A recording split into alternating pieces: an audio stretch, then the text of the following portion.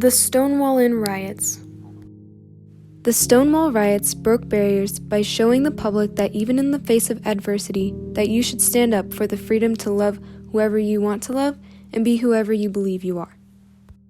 Before the Stonewall Riots, very few public places welcomed openly gay or trans people. Most of the places who allowed members of the LGBTQ+ community were bars. One of the most popular bars in New York was the Stonewall Inn, which was owned by the Mafia. While the Mafia owned the bar, they were known for threatening to out the rich gay men if they didn't give money to the Mafia, and paid certain policemen to not arrest them for serving members of the community. They also bribed members of the police force to warn them when there was going to be a raid so they could prepare.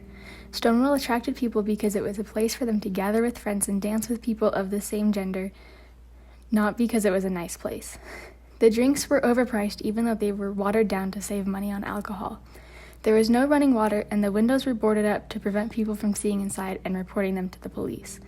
Robert Bryan, who was a frequent visitor to the bar, said that most of the people who came to Stonewall were cisgender. This is probably because there was laws restricting people from wearing more than 3 items of clothing associated with the opposite gender, and being transgender was considered a mental illness and a crime, so most transgender people just claimed to be drag queens or kings. There was no laws protecting gays from discrimination, and in every state except for Illinois, homosexuality was illegal, and places could get shut down for having gay employees or serving gay customers. Several gay rights movements had already started across the United States, but none had as big as an impact as the Stonewall Inn raid had. The Mattachine Society was formed in 1950 and was one of the first LGBT organizations in the United States that served mostly as a support system for gay men. A similar community called the Daughters of Bilitis, which gave the same network of support to lesbians, began 5 years later. The Stonewall Inn was a popular bar known for serving gay customers, so police raids and arrests on employees weren't uncommon. On the Tuesday before the famous raid, the police came and arrested several employees and confiscated the illegal stash of alcohol. When they returned from the raid, the police force planned a bigger raid for that weekend, which they hoped would be the last raid necessary to permanently close the bar. Unlike the other raids, nobody told the owners of the inn what to expect from the police. Early in the morning of Saturday, June 28, 1969, 7 policemen appeared at Stonewall Inn announcing that they were taking the place. The police were raiding the Stonewall Inn. The police would usually proceed to line all the patrons up and check their identification, with female police officers taking patrons dressed as women to verify their sex, in which any men that were dressed as women were arrested.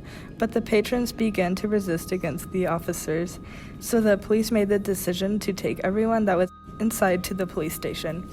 As they were loading people in, one woman yelled at the crowd, shouting, "Why don't you guys do something?" The crowd then became hysterical. Police tried to control some of the crowd, but they resisted and tried to overturn the police wagon. The crowd and police were lashing out at each other, and all sorts of objects were being thrown, from coins to bricks. Riots continued on throughout the night. On the second night, more people had joined in, with the number going from a few hundred the first night to a couple thousand the second night. Rioters damaged police cars and lit fires in trash cans. The second night of riots also lasted throughout the night. For the next 2 days, not much activity went on. Rioters and police had few run-ins, and everything had quieted down.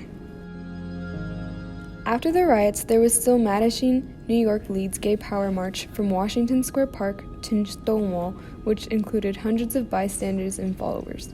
The Gay Liberation Front was formed as a more radical take on the outcomes of the riots. Many Mattachine veterans and feminists joined as well. To raise money, supports held dances. They used the money on underground newspaper to help the poor with shelter and food. They also wanted to show how homosexuality affected people. So they asked many political candidates about their views on the topics. Over time, the Gay Liberation Front broke off and inspired a new group to form. They were known as the Gay Activist Alliance. Well-known activists came together and proposed having the riots' anniversary to be held in New York rather than Philadelphia. June 28, 1970 became the first ever Christopher Street Liberation Day March, which included thousands of people coming out to Greenwich Village to celebrate pride and freedom of love.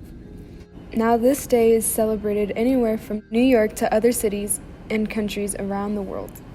According to Fred Sargent, an LGBTQ+ supporter who attended the first march, stated, "There were no floats, no music, no boys in briefs. The cops turned their backs on us to convey their disdain, but but the masses of people kept carrying signs and banners, chanting and waving to surprised onlookers. The number of supporters showed people around the world that love is love and you shouldn't judge people because of what they believe in or how they express their affection towards others. In the end, we're all human.